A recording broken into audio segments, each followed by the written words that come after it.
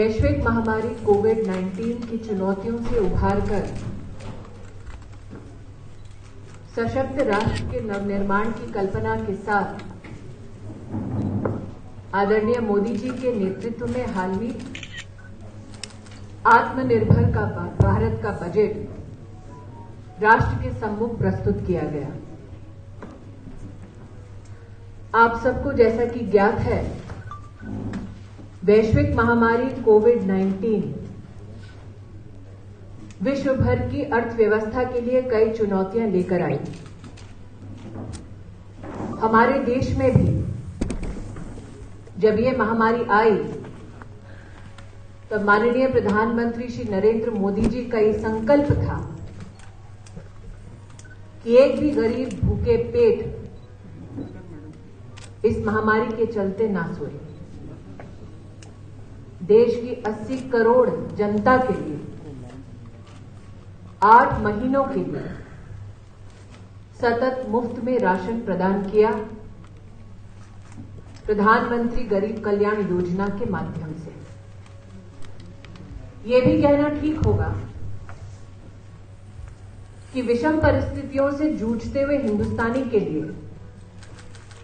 प्रधानमंत्री जी ने अर्थव्यवस्था की दृष्टि से आत्मनिर्भर भारत पैकेज की भी घोषणा की। इसमें 1 lakh crore agri infra fund, महिलाएं जो समूह में काम करती हैं उनके लिए क्रेडिट की राशि को 10 लाख से 20 लाख तक का बढ़ाना, एमएसएमई को हमारे देश में 3 लाख करोड़ से ज्यादा का समर्थन, बैंक की व्यवस्थाओं से इसको प्रतिस्थापित करना, आत्मनिर्भर भारत पैकेज में सतत जनता की, उद्योग की, किसान की, महिला की और नौजवानों की मदद नरेंद्र मोदी सरकार ने की।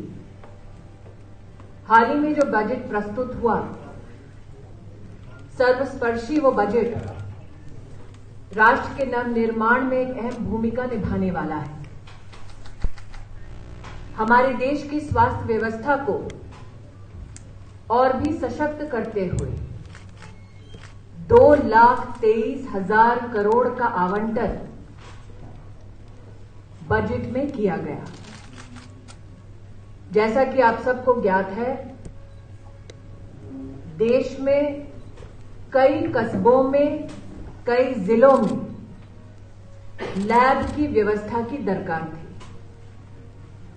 देश में कई ब्लॉकों में क्रिटिकल हॉस्पिटल की दरकार थी। चुनौतियों के समय में देश जो नरेंद्र मोदी जी के नेतृत्व तले एकजुट होकर खड़ा रहा, उसी राष्ट्र के बेहतर स्वास्थ्य के लिए आत्मनिर्भर स्वस्थ भारत योजना का उल्लेख और घोषणा इस बजट में की गई। हमारे राष्ट्र में सड़क निर्माण के माध्यम से अर्थव्यवस्था के निर्माण में नरेंद्र मोदी जी की सरकार ने विशेष कैपिटल एक्सपेंडिचर की दृष्टि से मात्र सड़क निर्माण में 1 लाख करोड़ के कैपिटल एक्सपेंडिचर का आवंटन देखा। जल जीवन मिशन अपने आप में स्वतंत्र भारत में हर गरीब परिवार तक स्वच्छ पीने का पानी पहुंचाने का मिशन है। इस मिशन के अंतर्गत विशेष ग्रामीण अंचल में अब तक 2,30,00,000 से ज्यादा परिवारों तक इस मिशन के माध्यम से स्वच्छ जल पहुंचाने का कार्य मोदी सरकार ने किया। हाल के इस बजट में आवंटन शहरी इलाकों में भी जल जीवन मिशन को प्रतिस्थापित करने का हम सबने देखा। हमारे देश में विशेषतः वो गरीब परिवार जिसमें बहनें रसोई में हर दिन धुएं से संघर्ष करती, उन परिवारों में से 8 करोड़ परिवार ऐसे हैं जिन लोगों ने उज्ज्वला योजना के माध्यम से मोदी सरकार में स्वच्छ ईंधन प्राप्त किया। हाल का आत्मनिर्भर भारत बजट एक महिला होने के नाते मैं आनंदित हूं कि उस बजट में उज्ज्वला योजना के अंतर्गत 1 करोड़ नए परिवारों को जोड़ने की एक नई कल्पना को हम सबने देश की संसद में प्रस्तुत होते देखा। कृषि कल्याण की दृष्टि से माइक्रो इरिगेशन फंड को वित्त मंत्री जी ने मोदी सरकार में किसान और डिजिटल इंडिया का स्वप्न साकार तब हुआ जब लगभग 1,70,00,000 किसान इनाम की डिजिटल मार्केटिंग व्यवस्था से जुड़े। इन 1 करोड़ लगभग 70 लाख किसानों ने एक वित्तीय वर्ष में 1 लाख करोड़ से ज्यादा का ट्रेड अपनी उपज का ई-नैम प्लेटफॉर्म पर किया। हाल ही के आत्मनिर्भर भारत बजट में ई-नैम की व्यवस्था को अब और भी विस्तार किया जाएगा। देश की 1000 और मंडियां ई-नैम से जोड़ी जाएंगी। हमारे ग्रामीण अंचल में विशेषता जहां पर ट्राइबल परिवार हैं, उनको इस बजट में विशेष प्रावधान दिया गया। शिक्षा की दृष्टि से एकलव्य मॉडल स्कूल हर ट्राइबल जिले में स्थापित हो, इसकी व्यवस्था बजट में की गई। देश का सैन्य बल जो हमारे राष्ट्र का गौरव है, उनकी शान में देश में 100 सैनिक स्कूल की स्थापना की भी घोषणा हुई।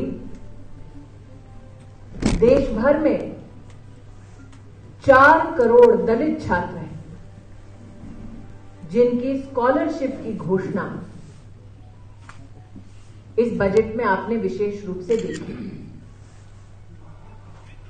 कोविड-19 के वैक्सीन के संदर्भ में बजट में वित्त मंत्री जी ने 35,000 करोड़ रुपया आवंटित किया, इस विश्वास के साथ कि अगर और भी दरकार होगी वैक्सीनेशन में तो उसके लिए वित्त मंत्रालय व्यवस्था को पूर्ण करेगा। साथ ही न्यूमोकॉकल वैक्सीन, जिसके अभाव में हर वर्ष देश में 50,000 बच्चों की मृत्यु होती है, उस वैक्सीन को अब आत्मनिर्भर भारत का बजट हर प्रदेश तक पहुंचाएगा, जिसके चलते सालाना लगभग 50,000 बच्चों की जानें हमारा राष्ट्र बचा पाएगा। एक तरफ कृषि क्षेत्र को सुदृढ़ करने वाला बजट है, उज्ज्वला योजना का लाभ 1 करोड़ और बहनों तक पहुंचाने का बजट है,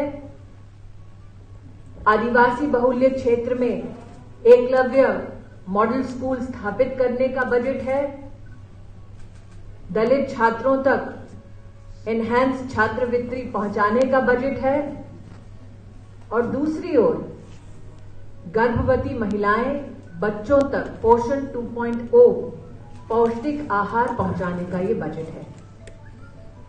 आज राजस्थान की पुण्य भूमि से मैं हमारी पार्टी के सभी वरिष्ठ नेताओं, सांसद, जनप्रतिनिधियों की ओर से माननीय प्रधानमंत्री जी का आभार व्यक्त करती हूं, वित्त मंत्री जी का अभिनंदन करती हूं।